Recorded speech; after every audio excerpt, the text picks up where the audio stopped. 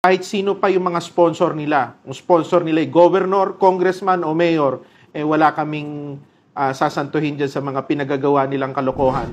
Meron din tayong ni-recall yung regional director ng Region 4B kasi may reklamo sa kanya, signed affidavit ng mga proponents ng LTO at ng mga transport group. Ganun pa rin, nakakalungkot sa corruption issues.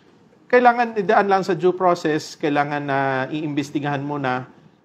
Kaya lang itong case na to kasi may mga evidence, kailangan binibigyan din namin sila ng pagkakataon na sagutin yung mga reklamo sa kanila.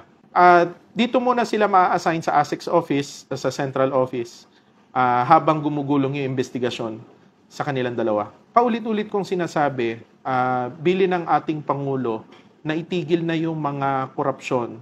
Yan ang kabilin-bilin ng ating Pangulong Bongbong Marcos at ni Secretary Giovanni Lopez na hulihin, panagutin yung mga opisyal, empleyado ng LTO na involved sa mga kalokohan, corruption, na yan. So, nandito na ako. Yung time na ginagawa nila nung araw, itigil na nila kasi hahanapin talaga namin sila at may ginagawa namin na may ebidensya kami against them. Maraming mga tayong iniimbestigahan na RD, ARD at mga ibang opisyal ng LTO na involved sa mga kalokohan, lalong-lalo na dun sa mga pagtatanggal ng encumbrances na illegal.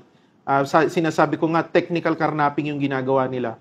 Kaya talagang hahabulin namin sila kahit sino pa yung mga sponsor nila. Yung sponsor nila ay governor, congressman o mayor, wala kaming sasantuhin dyan sa mga pinagagawa nilang kalokohan. Tapos na yung panahon na gumagawa sila ng katarantaduhan dito sa LTO. Hahanapin ko talaga sila.